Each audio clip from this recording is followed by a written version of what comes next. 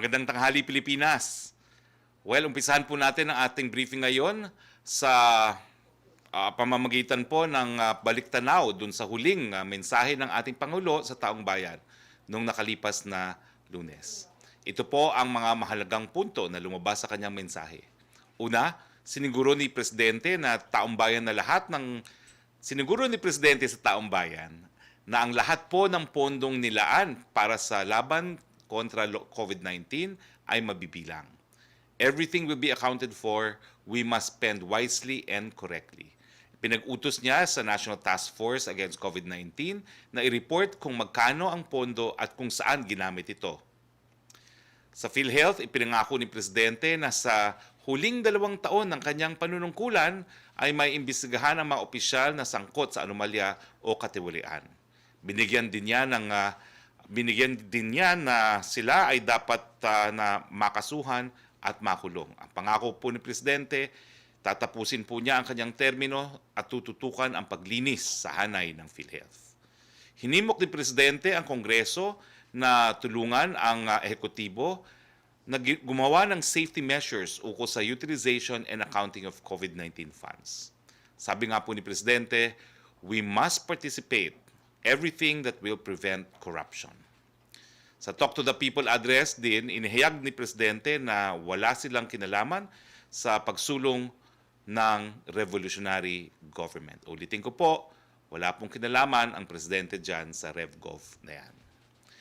Ibinahagi naman po ni Finance Secretary Carlos Dominguez ang kanyang naging karanasan sa Small Business Wage Subsidy Program na nakapagbigay po ng 41 bilyong piso ayuda.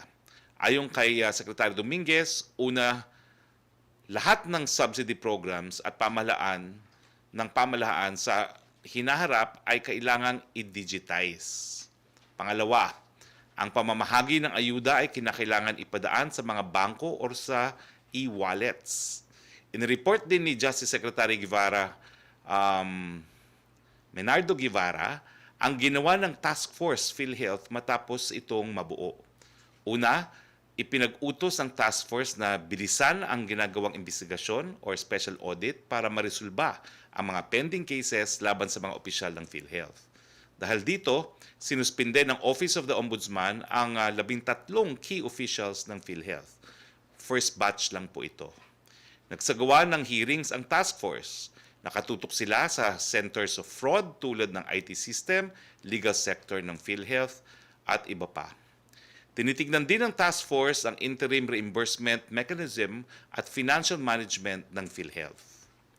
On other matters, para maprotektahan ang publiko sa COVID-19, magiging cashless, contactless na transaction ang tollways no later than November 2, 2020 ayon sa DOTR. Ang contactless transactions ay patutupad sa South Luzon Expressway, SLEX, Manila-Cavite Toll Expressway, Cavitex, North Luzon Expressway, NLEX, South Metro Manila Skyway, Southern Tagalog Artelia Road, STAR, Tollway, Subic-Clark Tarlac Expressway, SETEX, Cavite Laguna Expressway, CALAX at iba pang road networks. COVID-19 naman po tayo ngayon. Makikita po natin sa ating screen na ang sumatotal na kaso sa buong mundo ay 24,085,646. Ang mga namatay po sa buong mundo ay 824,230. Ang top 5 countries po ay ang Estados Unidos na merong 5,821,195 cases. Ang death rate po, ang sumatotal na namatay po sa Amerika ay 179,695 or meron po silang 3.1% case mortality rate. Susunod po ang Brazil, merong 3,717,156 na kaso. Ang mga namatay po ay 117,665 or 3.2% case fatality rate. Ang India, meron pong 3,234,474 cases. Meron po silang mga namatay na 59,449. Ang case fatality rate po ay 1.8%. Sa Russia, meron po silang 968,297 na kaso. Ang mga namatay po ay 16,638 or case fatality rate of 1.7%. Sa South Africa po, meron po silang 615,701 na kaso. Mga namatay po ay 13,502. Ang case fatality rate po nila ay 2.2%. Sa Pilipinas po, ang suma total na kaso natin ay 202,361. Meron pong mga namatay na 3,137 or a case fatality rate of 1.5%. Meron po tayong suma total na 2,245,872 na mga na-test na. Ang mga nag-test po ay 83 licensed RT-PCR laboratories at 27 licensed gene expert laboratories. Sa numero po na na-test natin, ang mga positibo po ay 202,361, bagamat ang mga kasong aktibo ay 65,764. Sa mga aktibong kaso po, ang asymptomatic ay 6.3%, ang mild ay 91.6%, ang severe po ay 0.9%, ang critical po ay 1.3%. Dumadami rin po ang mga gumagaling. Meron po tayong recoveries na 133,460 at ating deaths nga po ay 3,137. Nakikiramay po kami sa inyo. Now, ito po ang napakagandang comparison kung ano po ang mga naging case doubling rate natin at saka mortality doubling time dito sa Pilipinas. Noong Marso 15 po ng taong ito, ang ating case doubling rate po ay 1.55. Ibig sabihin, sa isang araw lamang, dumodoble na yung kaso ng COVID. Noong June 1, 2020, matapos po tayong nagkaroon ng ECQ, humaba po yung case doubling rate, halos isang linggo na po at 6.26 days. Ngayon po, August 26, ang mabuting balita po, ang ating case doubling rate ay halos 10 araw na po at 9.87 days. Samantala, ang ating mortality doubling rate po noong March 15, ito po ay 0.96 days. Ibig sabihin, halos isang araw dumodoble yung mga namamatay. Noong June 1, 2020, dumodoble po ang namamatay every 8.29 days. Ngayon po, ang mabuting balita, dumodoble po ang numero ng namamatay after 14.46 days. Ano pong ibig sabihin ito? Na kaya po ng ating mga ospital na ang responsibilidad or pagilingin ang mga nagkakasakit dahil po sa COVID-19. Mas magaling na po ang ating healthcare workers, no? Mas kilala na natin ang COVID-19 at dahil dito, mabubuhay at magtatrabaho tayo kahit nandyan po ang COVID-19 virus. Dito po nagtatapos ang ating presentasyon. Meron po tayong dalawang panauhin. Una-una po, dahil pasukan na po ng ating mga anak sa kolehiyo. Ako po ay dalawang aking anak sa UP. Kasama po natin ngayon si CHED Commissioner Chair, CHED Chairman Popoy de Vera. Kasamahan ko po ito sa UP para pag-usapan natin kung paano po ang pagbubukas ng school year 2020-21 sa kolehiyo. Pangalawa po, kasama rin po natin ang NCCA Chair, aking matalik na kaibigan, si Nick Lizaso, para ipalam naman po ang halaga ng kultura at sining sa panahon ng pandemya. Maiba naman po tayo, no? So, Chair De Vera, paano po natin gagawin ngayon ang mga pasok sa kolehiyo? At ang isa ko pang tanong, no? Ang DepEd po, pinayagang gamitin yung 50% ng mga classrooms. No? Papayagan din ba ho ng CHED na gamitin yung mga state universities and colleges para maging isolation centers? Chair, the floor is yours. Magandang hapon, Secretary Roque. Meron na pong ilang PowerPoint na ipapakita para ipaliwanag yung pagbubukas ng mga pamantasan. No? Kung pwede natin simulan yung PowerPoint. Yes, Chair. Simulan na natin ang PowerPoint ni Chair De Vera, please. Okay. Meron akong maiksing ulat sa kalagayan ng higher education, particular sa pagbubukas ng klase. Next slide, please. Noong diniklara ng Pangulo ang quarantine noong Marso, ang utos ng komisyon sa lahat ng mga pamantasan ay mag-adapt ng flexible learning para sa kanilang pagtatapos ng semestre at sa mga susunod na semestre. Tatlo yung option sa flexible learning sa higher education. Ang una ay yung tinatawag na full online. Itong sistemang ito ay pinakaangkop sa mga lugar na malakas ang internet connection, may mga gadget ang mga bata, at ang mga teacher ay may kakayanan na magturo online. Maraming mga pamantasan ang gumagamit na nito bago pa ng COVID at sila'y nagpatuloy na gamitin ito sa panahon ng pandemya. Yung pangalawang option ay yung tinatawag na kombinasyon ng online at offline. Ito yung tinatawag ding blended. Ito ay pinakaangkop sa mga lugar na mayroong konti na internet connection. Ang mga bata ay may gadget at ang mga guro ay may kakayanang magturo.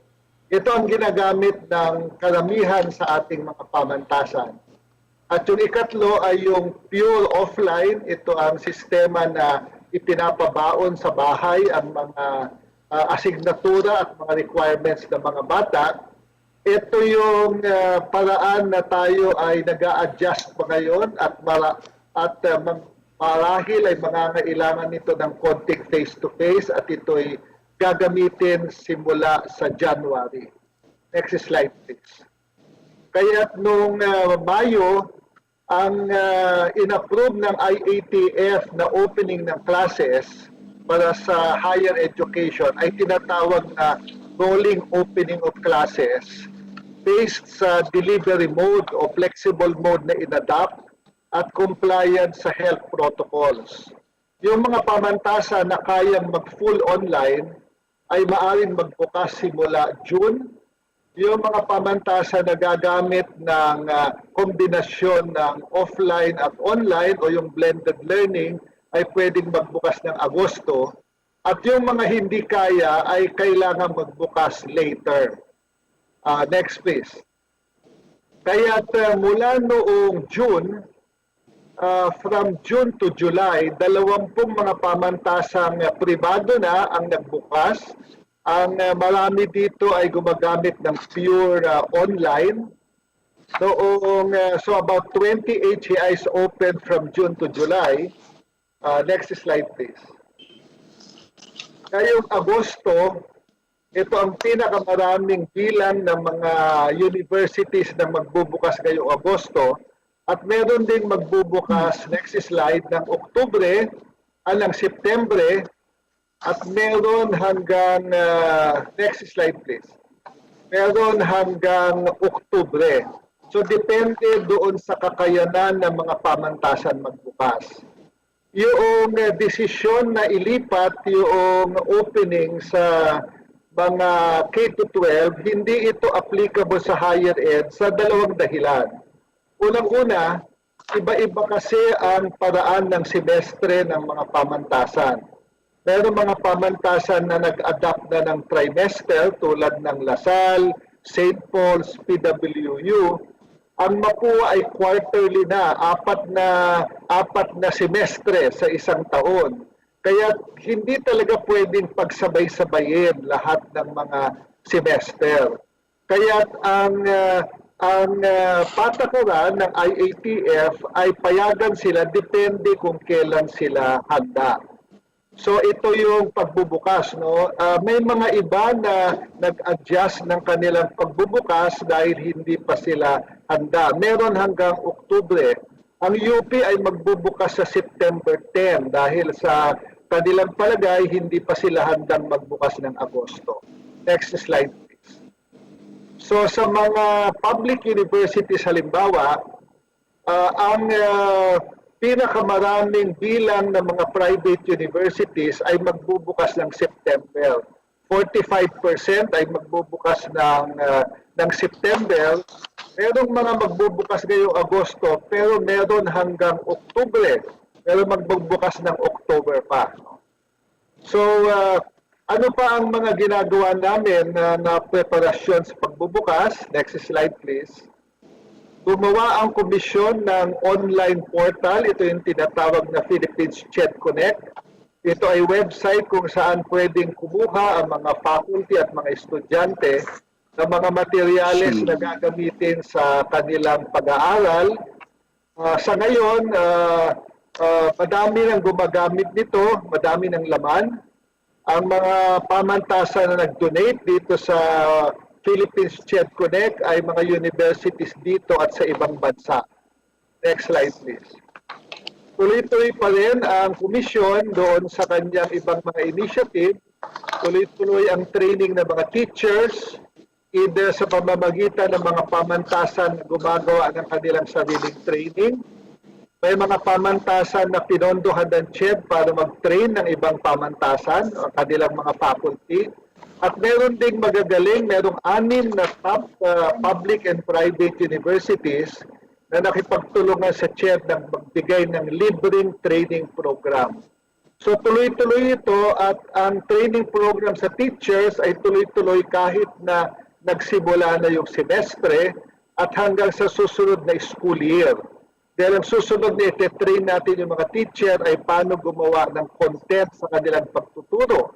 Halimbawa, paano i-video ang kanilang mga lecture para imbis na mag-lecture sila via Zoom, pwede nang panoorin ng mga estudyante ang kanilang mga lecture sa kanilang sariling oras. Next slide please. Tuloy-tuloy din yung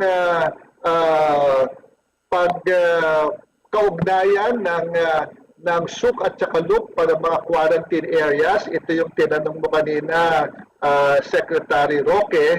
Merong 28 mga state universities at colleges na ipinagamit ang kanilang facilities para sa mga local governments bilang quarantine center.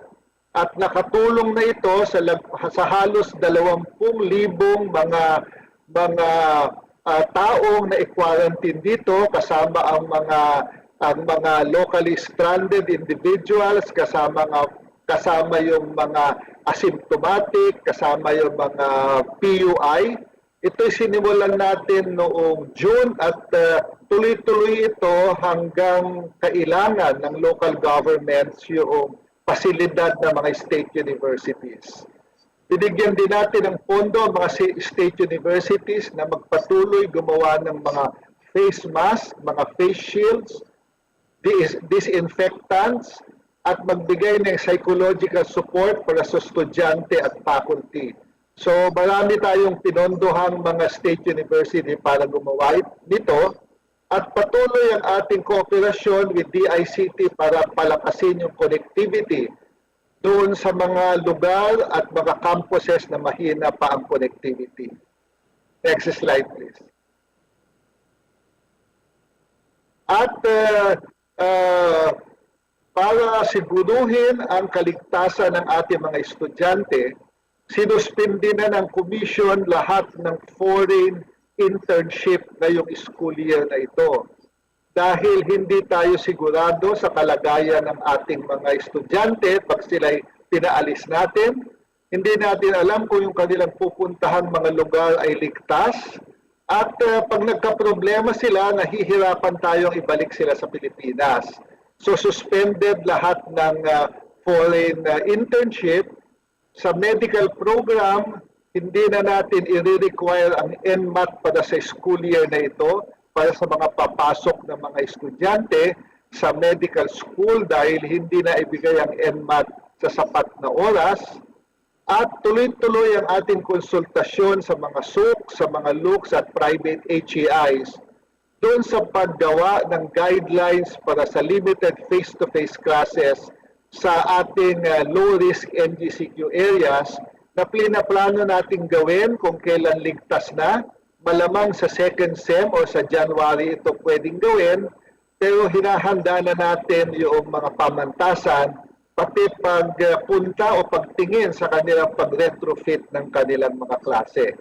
At huli, sa Bayanihan 2 Act, gusto kong i-announce sa lahat na nagbigay ang ating Kongreso ng 3 bilyon para sa Bayanihan 2 para sa pag-develop ng smart campuses para siguruhin ang ating mga universities ay merong connectivity At nagpapasalamat din ang komisyon na nagbigay ng 300 million sa Bayanihan 2 para bigyan ng ayuda ang ating mga part-time teachers and non-teaching personnel na hindi na isama sa ayuda sa Bayanihan 1.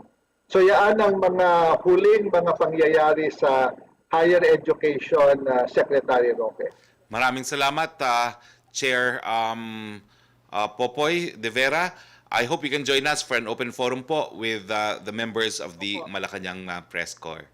Kasama naman po natin ngayon ang matalikong kaibigan din, si NCCA Chair Nick Lizaso.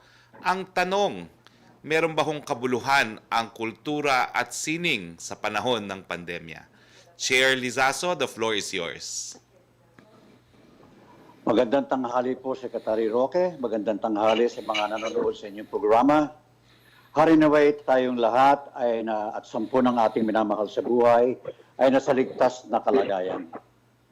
Kahit po ngayon na nasa gitna tayo ng pandemya, kami po ay nagsusumikap at lalo pang pinamamalas namin ang kahalagahan ng kultura. Hindi po kami tumitigil sa paggawa ng iba't ibang paraan para makapagbigay ng inspirasyon, lakas ng loob at kahulugan sa ating mga mamamayan, sa ating mga kababayan, sa kabila ng pagsubok ng ating dinaranas ngayon. Ano po ang layunin ng NCCA sa pagbibigay ng cash assistance? Dahil po sa pandemya, naranasan po natin ngayon, kabila ng ang ating mga artists, mga cultural workers, ay nawala ng pagkakataong makapaghanap buhay. Lalo na po yung marami sa mga iyan ang tinatawag nating freelancer. No work, no pay, and no employee-employer relations. Kaya malaki po ang pagsubok talaga na naranasan nila ngayon. Bilang pangunahing ahensya ng pamahalaan para sa kultura at mga sining, minabuti po ng NCCA na bumuo ng cash assistance program upang mag-abot ng tulong sa ating mga kasamahang artists at cultural workers. Sa kabuuan po, nagbigay tayo ng almost 69 million na nagsimula noong Abril. At hanggang ngayon, nagbibigay pa rin po tayo. At ang natulungan po natin ay mga nasa 9,600 cultural art workers, cultural artists na po. At meron pa po kami tinutulungan mga 1,000. Dito po ay nationwide.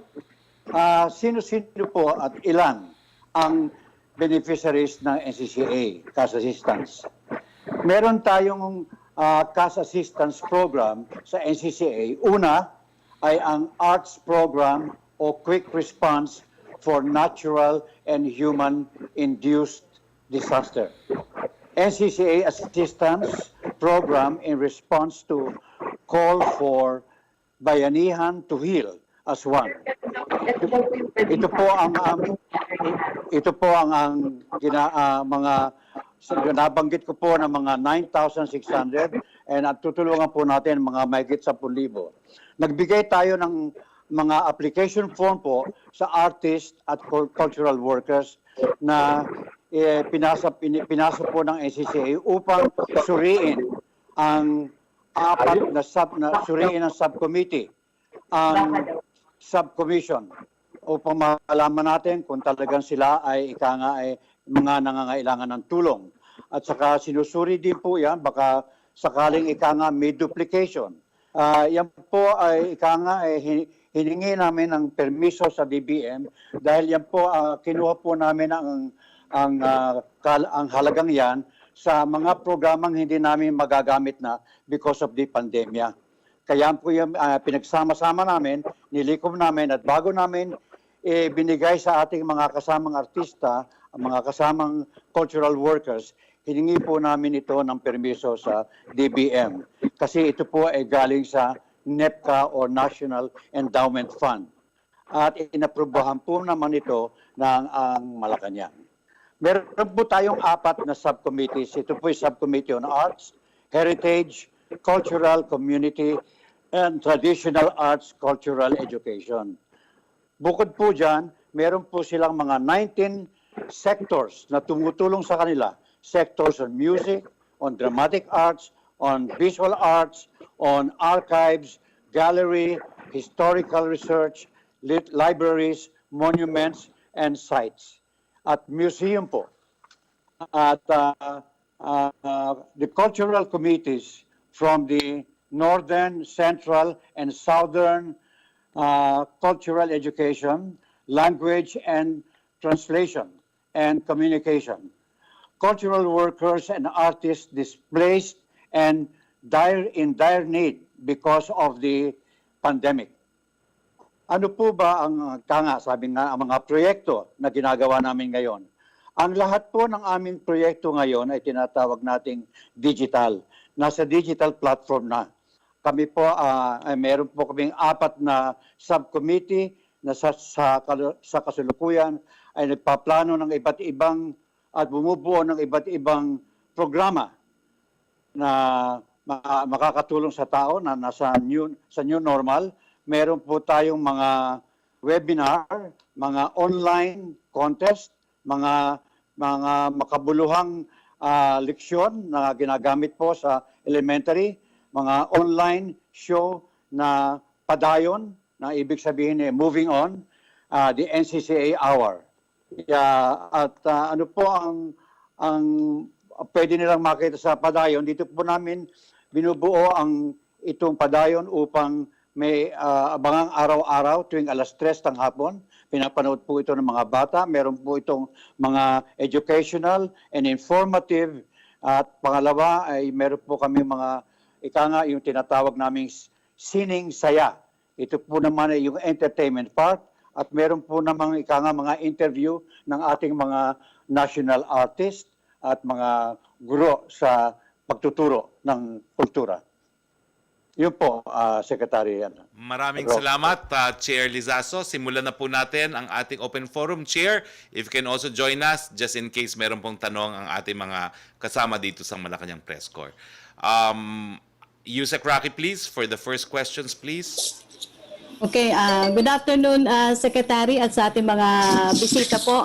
Secretary, unang tanong galing po kay Francis Wakefield ng Daily Tribune. Ito po tanong niya, may we get a comment from the palace regarding daw po the statement made by Joma Sison that based on the expert opinion from a doctor who knows the current medical problem of President Duterte, he said the president's Barrett's esophagus has worsened and is close to esophageal cancer stage 1. Hindi ko po kinukomentuhan ang mga salita ng terorista. Second question po niya, may action na ba ang President sa paghahain ni PhilHealth President and CEO Ricardo Morales ng resignation? Ano rin ang reaction dito? May pangalan na ba siyang binigay kung sino daw po ang papalit? Tinanggap na po ang resignation ni General Morales. Wala pa pong kapalit. Joyce Balancho of DCMM, please. Yes, good morning po. Good afternoon po, Secretary Roque. Additional question lang po dun sa PhilHealth po, no, a resignation ni General Morales. So, how does the President feel about the resignation of PhilHealth President Morales? And I believe may OAC na nga po na pinili. In the meantime, meron po bang timeline si President Duterte? When is he going to name the next PhilHealth chief? Well, the President has always been of the opinion that health should come first. Kaya nga po, he is hoping that the resignation of General Morales will lead to the recovery of General Morales from his current ailment. No? Kinakailangan na magpagaling po si General Morales at ang sa tingin naman ng Presidente, makakabuti naman sa kanya itong desisyon na mag-resign na muna nang makapag-concentrate siya sa kanyang kalusugan. No? Wala naman pong timeline kung kailan po magtatalaga ng kapalit si Presidente. Pero kinakailangan po ang talagang iuupo dyan ay walang bahid ng korupsyon, meron pong managerial skills, meron pong kakayahan sa larangan mismo ng insurance at saka ng health service. No? Dahil lang ating PhilHealth naman po, hindi lang yan insurance company, yan po ay magpapatupad ng universal healthcare. So kinakailangan po, meron din siyang background sa community health and public Okay. health. Yes po. Your next question, please. Ay, okay po. My next question, would you confirm po na bigyan po ng bagong assignment si Environment Secretary Roy Cimatu para tutukan naman po ang Bacolod City? This is after his assignment sa Cebu City. Ano po ang specific instructions of the President kay Secretary Cimatu? I'll have to clarify if it is an official assignment given to Secretary Cimatu by the President. Ang alam ko po, he will help in Bacolod, but let me clarify if this was a presidential directive. Apo, last na lang po for me, Secretary, you said in an interview yesterday that the President is considering imposition of martial law in Sulu after po nitong twin blast sa Hulo, Sulu. Some senators are saying that it's no longer needed because we already have the anti-terrorism law. But si SFA, si Foreign Affairs Secretary Locsin, said in his tweet that it is needed to prevent another attack. So what are the President's thoughts on this, and meron din po ba siyang timeline as to when he will decide if imposition of martial law is still needed? Gaya ng sinabi ko po kahapon, no? Lahat naman po ng rekomendasyon ay kinikonsidera ng ating Pangulo. Nagbigay po ng rekomendasyon ang hepe ng Army na magdeklara ng martial law, at ganito rin po ang rekomendasyon ng PNP, no, na si General Gamboa. So kinikonsidera po yan ng Presidente. Pero iba naman po ang rekomendasyon ni Defense Secretary Lorenzana. Ang sabi ni Secretary Lorenzana, gaya ng sinabi ng mga senador, sapat na yung anti-terror law natin ngayon, no, para gamitin dyan sa Sulu. So abangan na lang na po natin kung anong desisyon, pero dalawa pong alternatibo o tatlo, no? As is, martial law or yung anti-terror law. At wala naman pong ibang dapat gawin pa kung anti-terror law dahil yan naman po ay naging batas na at pinatutupad na po natin. Thank you, Secretary. Thank you, Joyce. Back to you, Secretary. Yes, Secretary, tanong mula kay Salarina Monte of Manila Shimbun. Ito po tanong niya, U.S. State Secretary Pompeo said, U.S. has begun imposing visa restrictions on China. Individuals responsible for or complicit in either the large-scale reclamation, construction, or militarization of disputed outposts in the South China Sea, or the PRC's use of coercion against Southeast Asian claimants to inhibit their access to offshore resources. He said the U.S. will act until it sees Beijing discontinue its coercive behavior in the South China Sea and will continue to stand with allies and partners in resisting China's destabilizing activity. How does the palace view this? Thus, the Philippines, being one of the claimant countries in the South China Sea, welcome this action of the U.S. against China. Alam niyo po yan, desisyon kung sinong papapasukin sa teritoryo ng isang bansa ay desisyon po yan ng isang soberanyang bansa. So, rinirespeto po natin yung desisyon na yan at hindi na po kinakailangan komentuhan. Punta naman tayo kay Trish Terada of CNN Philippines, please. Hi, Secretary. Magandang tanghali po. Sir, balik po ako dun sa PhilHealth, no? I understand na wala pa pong napipili si Pangulo. Pero ngayon po ba, meron na po ba tayong set of possible candidates to replace former PhilHealth President Ricardo Morales? And kung wala pa pong replacement, sir, kinukonsider rin po ba ni Pangulo na yung advice nitong Task Force PhilHealth to allow the GOCCs in making recommendations about the restructuring PhilHealth po? Well, alam niyo, hindi naman po nagkukulang ang mga tao na merong talagang kakayahan para mamuno at manilbihan sa gobyerno dahil karangalan naman talagang manilbihan sa gobyerno. So masasabi ko lang po, wala pong kakulangan pagdating dun sa mga nais magsilbi, pero syempre pinipili po ni Pangulo kung sino yung meron talagang kwalifikasyon para maibangon muli ang PhilHealth. Kumbaga, dahil inaamin naman ni Presidente na talagang PhilHealth needs his personal attention. Ang sabi nga niya, yung natitirang 2 taon niya, igugugol niya dyan sa paglilinis ng PhilHealth. So kinakailangan, ang ma-appoint niya dyan, maging kabalikat niya sa pagbabalik tiwala ng taong bayan sa PhilHealth, paglilinis ng PhilHealth, na magkaroon po ng katuparan yung ating isinulong na universal healthcare at magkaroon po ng katuparan ang libreng paggamot at gamot para sa lahat ng Pilipino. Pero sir, ngayon po wala pa pong mga candidates. Well, there are already names being considered, pero nag-iingat po ang presidente sa pagpili.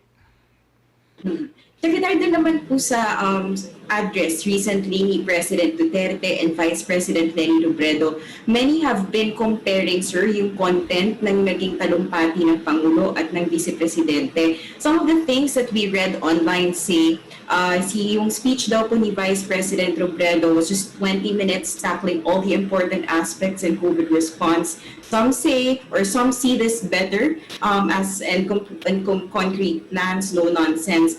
A stark comparison daw po sa address ng Pangulo na wala raw pong makitang plano yung iba at others describe it as usapang lasing. What's your reaction to this? And do you think, sir, na ito pong estilo ng Pangulo is still working, especially in this time that we're facing a crisis? Trish, napakahirap magkomento sa bagay na nakita lang natin sa social media.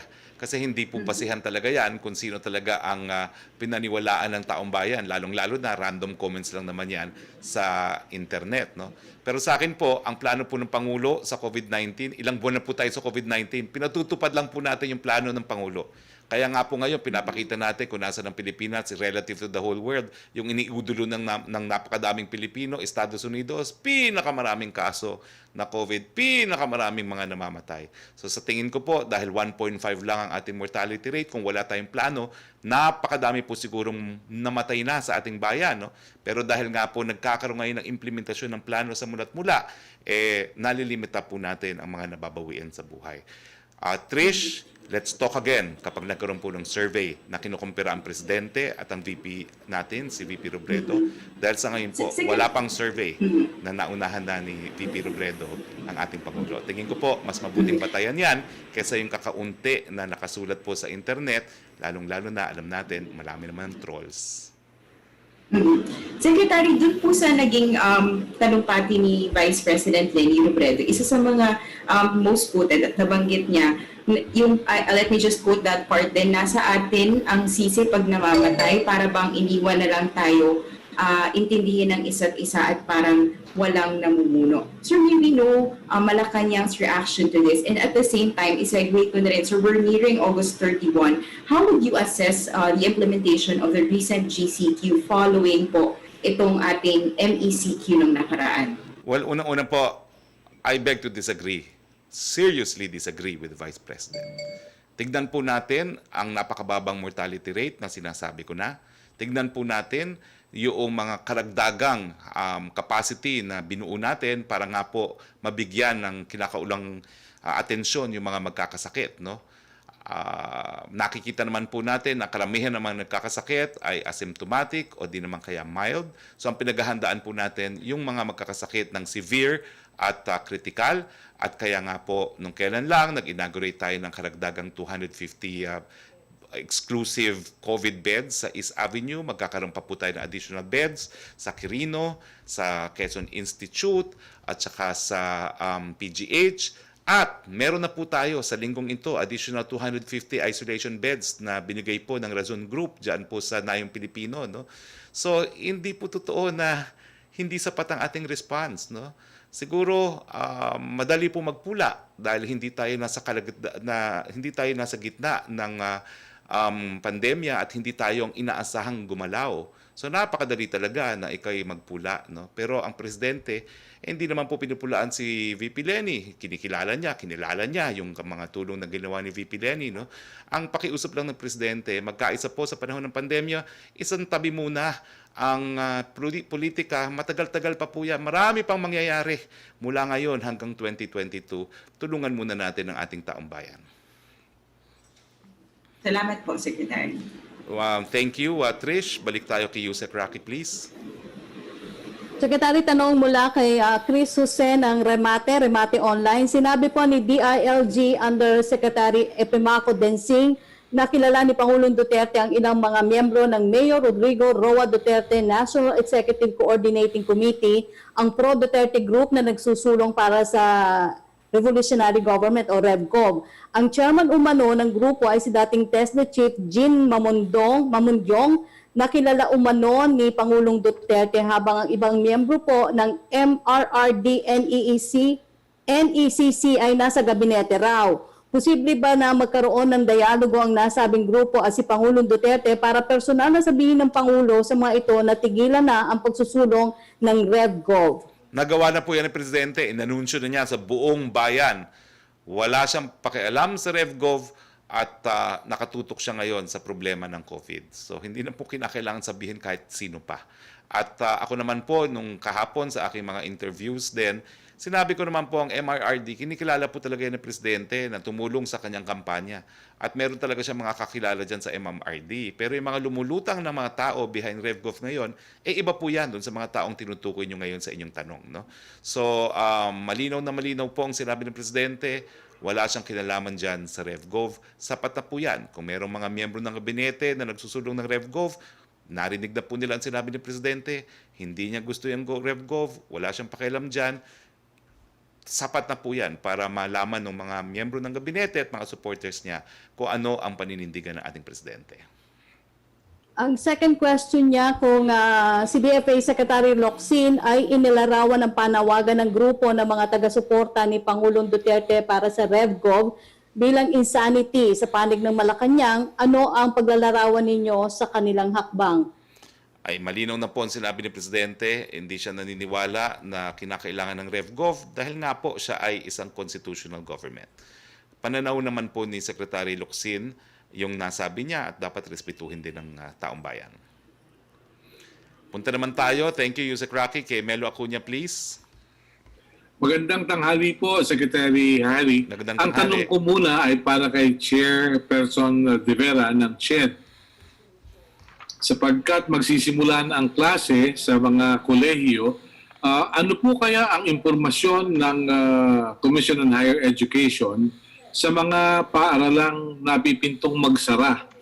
Paano po kaya ang mga estudyante matatanggap po kaya ng state universities and colleges ang mga ito?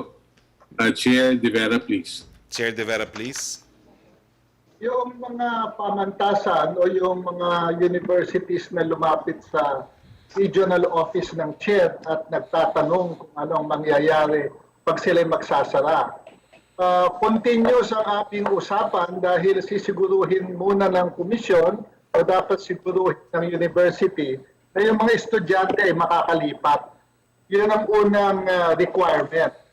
Dahil yan yung responsibilidad ng isang pamantasan, ibig sabihin yung kanilang credentials ay kailangan maibigay at sila ay makalipat sa public or private universities. Yung isa pang tinitignan namin ay kung gaano sila katagal titigil. Kasi ang isang problema dyan, pag sila ay nag-retrench ng kanilang faculty halimbawa, kung sila ay kukuha ng bagong faculty, ang unang tanong dyan, ang kanilang mga degree programs ba ay kailangang i-authorize muli ng CHED? Dahil ang isang private university, pag magbubukas ng isang degree program, ini-evaluate muna ng commission yan. At ang isang ini-evaluate ay yung kakayanan ng mga faculty. Ano yung credentials ng faculty na magtuturo. So kung existing yung degree program mo, pero nag-retrench ka ng faculty at mag-hire ka ng mga bago, ang tanong, ikaw ba ipapayagan ng komisyon na magbukas muli dahil iba na ang mga magtuturo? So maglalabas ng komisyon ng isang memorandum circular diyan sa susunod na linggo. Sa aming konsultasyon, ang lumalabas na consensus, kung magsasara naman ng isang taon lang at magre-retain ng lagpas 50% halimbawa ng faculty, para hindi na kailangang i-authorize ulit ng CHED yung pag-offer ng degree program, baka payagan na. So naghahanap tayo ng common ground na hindi bababa o masisiguro natin yung kalidad ng edukasyon. At the same time, gusto din natin tulungan yung mga private universities na nagigipit ngayong panahon ng pandemya. Meron po kaya nakala ang programa ang CHED para mabigyan ng alalay o matulungan ang mga private institutions na financially incapable of continuing their operations? Wala kasing mandato ang komisyon na gawin yan. Under the CHED law, hindi mandato o hindi kapangyarihan ng CHED na asistihan yung mga universities pag ang pinag-uusapan yung kanilang operations. Ang tulong na naibibigay namin sa mga private schools ay tulungan halimbawa ang kanilang mga guro sa kanilang scholarship program, sa graduate school, tulungan ang kanilang mga estudyante. Pero yung operations ng isang private university, hindi po pwedeng gawin ng commission yan dahil hindi siya legally mandated to do that. So ang isang gagawin ng commission, yung aming mga existing scholarship program sa graduate school, ang pwedeng gawin ay i-prioritize yung mga mawawalan ng trabaho ng mga faculty. Para kung magkaka-rehiring after some time, at least mas maganda ang kanilang credentials. Yan ay pwede naming tulungan yung displaced faculty ng mga private universities. Opo. Salamat po, Chair. Secretary Harry Roque, para po sa inyo ang aking pangatlong tanong. Mainitan po ang palitan ng mga pananalita ng Estados Unidos at ng China. Meron po tayong independent foreign policy. Paano po natin babalansin yung interes ng Pilipinas sa nag-uumpugang bato ng mga ito? Salamat po. Malinaw po ang posisyon ng ating presidente. Ang itataguyod po niya ay ang pangnasyonal ng interes ng Pilipinas sa gitna po ng banggaan ng dalawang dambuhalang mga bansa. Salamat po. Salamat Thank po. you. Thank you, Melo. Back to you, Sec. Rocky, please. Secretary Roque, tanong po mula kay Eileen Taliping ng Abante Tonight. May dapat bang panagutan ang isang ospital na naglabas ng maling resulta ng swab test sa isang namatay na pasyente? Negative ang result, subalit pagkatapos daw po ng 12 hours, sinabing positive pala ang result at sinabing typo error. Na-expose na po ang pamilya at ilang kamag-anak sa nasawing pasyente at nagsorry lang daw po ang hospital staff sa inilabas na maling resulta. Nako, napakahirap po magbigay ng legal advice sa isang presidential briefing, no? Pero meron po tayong batas, law on torts and damages. Kapag meron pong danyos na nangyari sa isang gawain ng isang tao o institusyon at merong danyos, kinakailangan magbayad ng danyos. Yan lang po. Ang second po, question po mula kay Joseph Ramos at Manila Times para po kay CHED, kay Chairman De Vera. Chairman De Vera, ito po yung tanong niya, what are the possible sanctions of UST if its men's basketball team will be proven guilty of violating the IATF quarantine protocols for putting up the students into training into Sorsogon since June? Ibigay ko muna siguro yung konteksto ng latest dito. No? Yung unang investigasyon kasi ay sinimulan ng Philippine Sports Commission, ng Games and Amusement Board at ng Department of Health dahil sa paglabag sa Joint Administrative Order dun sa conduct ng sports activities. Kaya ito yung sinimulang investigasyon. Ngayon, kahapon, isinama na ang CHED dun sa usapan dahil yung unang investigasyon ay yung violation ng protocol sa sports activities. Pero kailangan tandaan natin, itong mga athletes na ito ay estudyante din. Kaya sumama na ang CHED doon sa investigasyon dahil yung unang investigasyon ay yung athlete part. Ngayon, yung student part, yan ay under ng komisyon. At ang usapan namin kahapon ay hihintayin ang official report ng UST at kami magmi-meeting ulit sa isang linggo para tignan kung ano yung report. Kasi sa bahagi ng CHED, ang aming concern ay pag-violate ng IATF regulations doon sa dahil mga bata ito at age group wise hindi sila dapat lumalabas ng bahay. At yung CHED advisories na inisyo namin simula Marso, dahil malinaw doon sa CHED advisories na nakabatay din sa IATF decisions na ang dapat siguruhin ng mga pamantasan ay ligtas ang kanilang mga estudyante. At kung maaari ay sila ay nasa bahay. Kaya inutusan na natin ang mga pamantasan na pabalikin na, halimbawa as early as March, yung mga nag-OJT, yung mga nag-internship, bawiin na. Yung mga internship abroad, bawiin na. Lahat ito ay para sa safety ng mga bata at sinasabihan natin ang mga pamantasan na huwag ipadadala ang mga bata sa mga lugar na hindi ligtas. So ang gustong makita ng komisyon dito ay kaninong desisyon ba ito? Kasi ang accountable officials as far as CHED is concerned ay yung mga namumuno ng pamantasan. Kaya hihintayin namin ang report ng UST at titignan namin sa investigasyon ng UST sino ba ang nag-authorize nito. Ito ba ay sanction ng pamantasan? Ito ba ay ginawa ng isang opisyal ng pamantasan? Ito ba ay ginawa na walang pahintulot ng pamantasan? Yan ang mga unang kailangang tignan. At siguro next week, magmi-meeting kami, kung hindi ako nagkakamali, Miyerkules yata Martes yata next week. Yung susunod na hakbang ay depende doon sa laman noong internal investigation ng UST. Opo, ang second question niya, Sir Chair, will still CHED hand out a different separate sanction even if UST administration sanctions the people involved? Depende din kung saan ba ang pagkakamali. Kasi kung ang pagkakamali ay sanction ng eskwelahan, yung ang responsible official na pwedeng parusahan ng komisyon ay yung mga namumuno ng eskwelahan. Pero kung ang pagkakamali dyan ay internal dun sa eskwelahan, ang pwede ang mag-sanction na dyan ay yung eskwelahan mismo. So depende talaga kung ano ang totoong nangyari. Hindi pa natin alam yan ngayon, kaya mahirap magsabi kung sino at kung anong sanction ang pwedeng ibigay. Pero meron tayong mga batas tulad ng batas pambansa 232, merong penal sanctions sa mga pamantasan na ang kanilang mga opisyal ay hindi sumusunod sa mga dapat gawin. Yan pag-aaralan natin kung applicable sa UST. Okay. Salamat po, sir. Thank you, Chair. Thank you, Yusek. Pierre Nada, please. Hi, Sec. Sec, first question. What does the President think of Vice President Robredo's suggestion that 10 million poor families be given 5,000 every month for 4 months? So that's 200 billion pesos and more than the entire budget for Bayanihan 2. Kung po pwede po, bibigyan lahat, no? Pero wala nga po tayong sapat na pondo para dyan.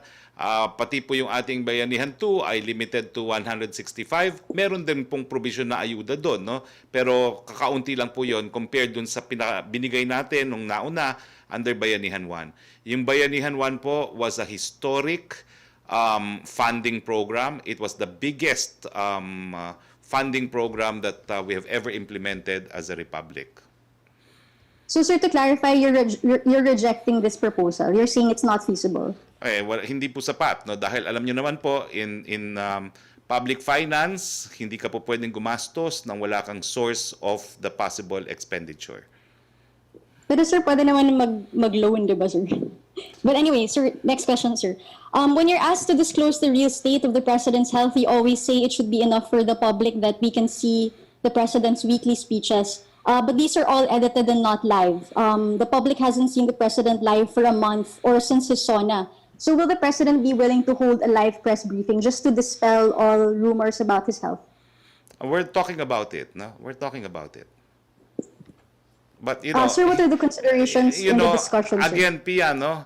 He's a lawyer. He knows his obligation. He took an oath as a lawyer and as president to uphold the laws of the land and the Constitution.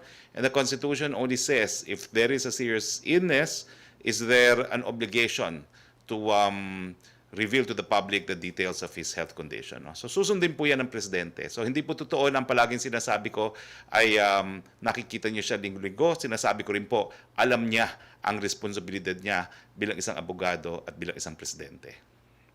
Okay, sir, last question. Sir, who made the call for the president's speeches to be edited? Was it the president himself? Because before naman the pandemic, sir, he would speak live and without edits. So what prompted the change in the messaging strategy? It's the president is always consulted because Pia, we are editing it because it's not just an address to the nation. It's also a meeting with select members of the cabinet. And we edit out the portions which are not for public consumption because, as I said, you cannot make good policy just on the basis that they are popular policies. No? So that is why there is executive privilege. So that is why we edit the airing of his messages because it's intertwined with a meeting with some of his cabinet members. Pero sir, yung July 13 speech niya in Holo, it was a message that is usually aired. I'm sorry, Pia, and 3 not questions edited. only. And That yet, was there your were parts third that were taken question. out. But it wasn't in any meeting naman, sir. Wala namang command conference during that speech. 3 So, questions lang po tayo, you know, no? that's Yusek different. Rocky, please. Okay, Secretary Roque?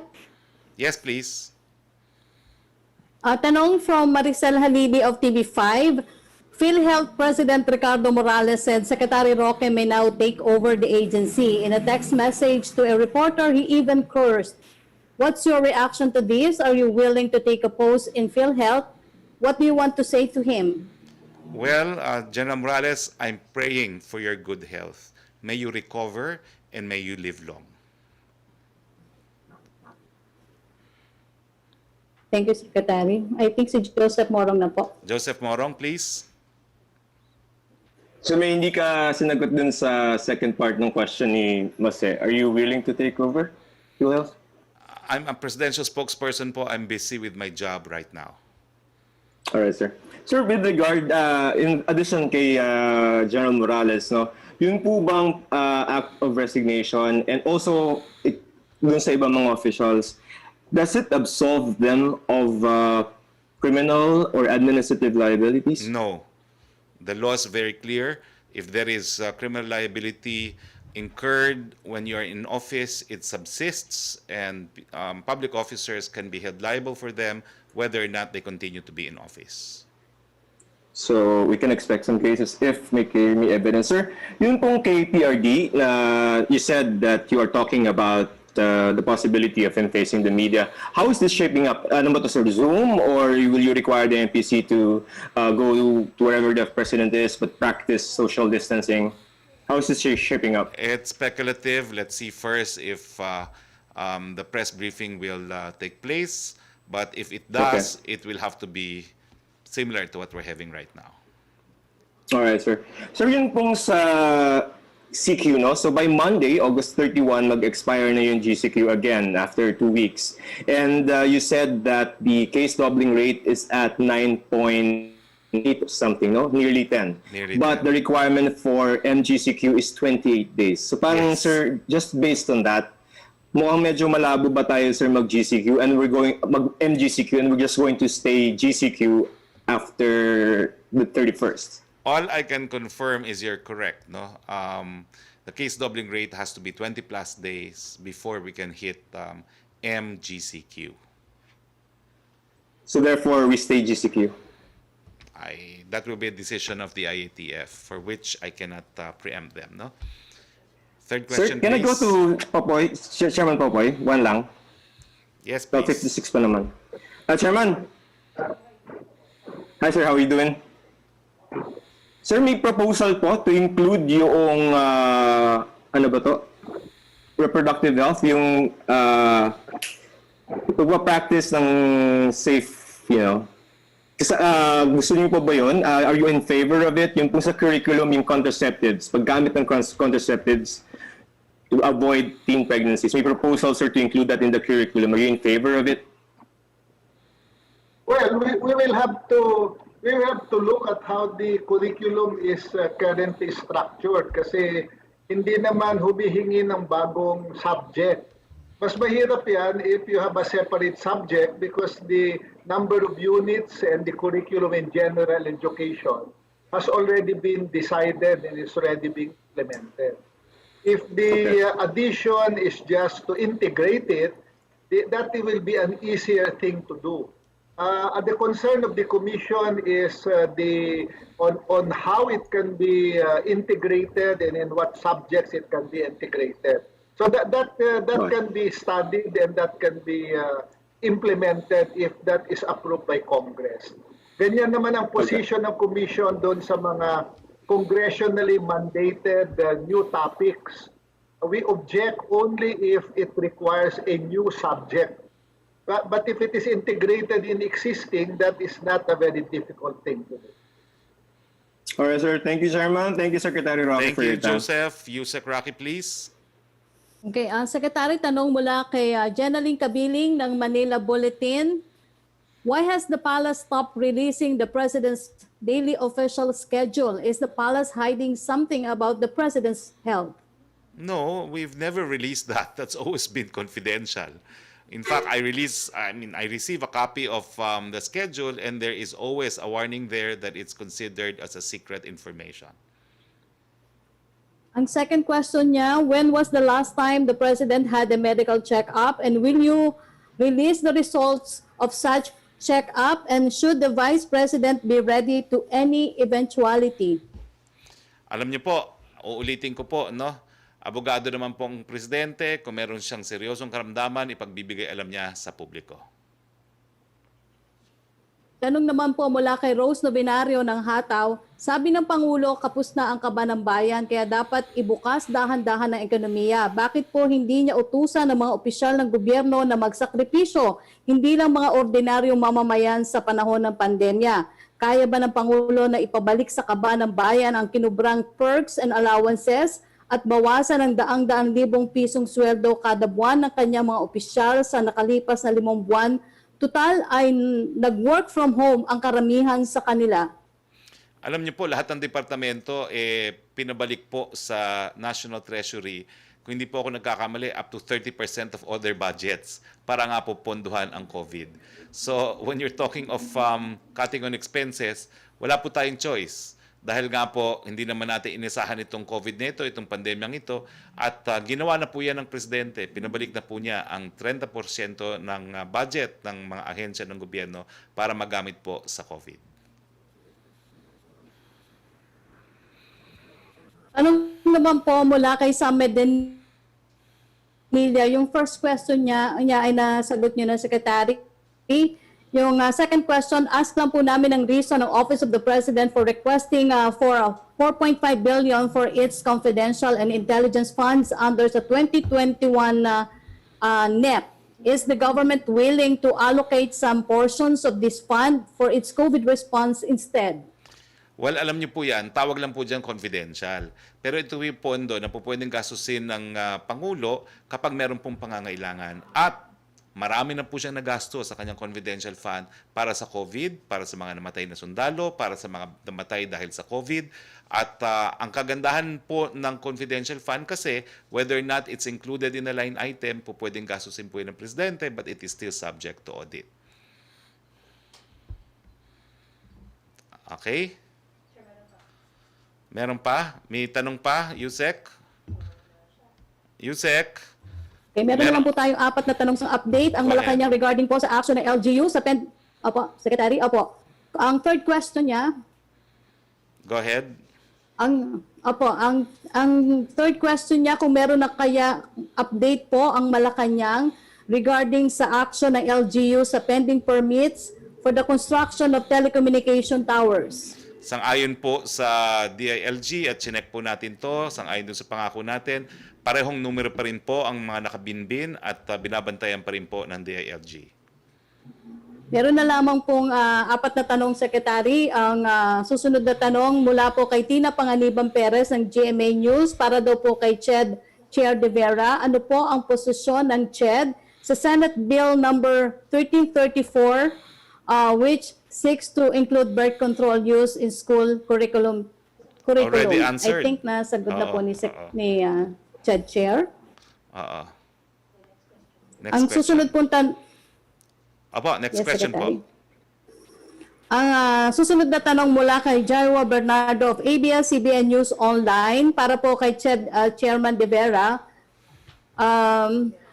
How has the use of SUCs as quarantine facilities affected the operations of the school? Are school personnel still allowed to go inside? Doon ho sa Unang-una, doon sa pagpili kung anong facility ng eskwelahan ang gagamitin, yan ho ay desisyon na kasama yung Public Health Experts Group na ginawa ng CHED. Ito yung grupo na pinamumunuan ni Dean Jun Belisario ng UP College of Public Health ng Manila, yung SUC at saka yung LGU. So sila ho ang namimili kung ano yung pinaka-appropriate na lugar doon sa university na pwedeng gamitin quarantine facility. So yan ho'y merong proseso sa pagpili niyan. Ikalawa, yung quarantine facility, hindi ho ito gagamitin parang ospital. Ito ay pang-quarantine ng mga LSI, yung mga nagta-travel, etc. So ito'y hindi kasing delikado ng gagamiting facility for patients, no? At ikatlo, wala naman po kasing face-to-face classes ngayon. So bakante yung facilities ng pamantasan at tuloy-tuloy ang pag-monitor yung mga ibang quarantine facility dahil konti lang yung pasyente. Nung wala na, isinara na ng local government, yung mga iba naman ay tuloy-tuloy pa. So ligtas yung mga pumapasok na skeletal force ng pamantasan dahil sinigurado do sa pagpili ng facility na ito yung pinakaligtas na bahagi noong pamantasan. Kasama ho ang Department of Health sa region yan, tsaka yung health personnel ng local government sa pagpili noong quarantine site. So, ang isang major consideration ay yung kaligtasan ng mga papasok na empleyado at mga guro. Okay, salamat po, Chair De Vera. For Secretary Roque, ito po, may dalawang tanong na po si Vance Fernandez ng Police Files. Kayo na nagbitiw si PhilHealth President Morales, may plano po bang i-reorganize o i-revamp ng Pangulo ang kabuuan ng PhilHealth para daw po maiwasan muli ang korupsyon? Ay, yan po ay isang possibility, no? Bagamat ang PhilHealth po ay binuo po yan ng isang batas, no? So the reorganization cannot also violate the law, no? So it has to comply with it. Ang last question po ni Vance Fernandez, may napupusuan na po ba ang Pangulo na bagong PNP chief? Wala pa po. Naririnig lang natin ang mga contenders, pero ako mismo po, hindi ko kilala lahat ng mga contenders, no? Pero in due time po, kinakailangan mag-anunsyo na po ang presidente dahil alam ko po magbe-birthday na si Chief Gamboa. At maraming salamat nga pala, Chief Gamboa, no, dun sa pinarating nyo dito sa Malacanang ngayong araw. Okay, so kung wala na pong questions, maraming salamat po sa lahat ng kasama namin sa Malacanang Press Corps. Maraming salamat, Yusek Rocky. Maraming salamat, Chairman De Vera and Chairman Nick Lizazo. Sana po maimbitahan namin kayo muli. At siyempre po, maraming salamat sa inyong lahat sa inyong pagtutok dito sa ating press briefing. Sa ngalan po ng ating Presidente, Rodrigo Roa Duterte, ito po ang inyong Spokeshari Roque, nagsasabing, keep safe Philippines at magandang hapon sa inyong lahat.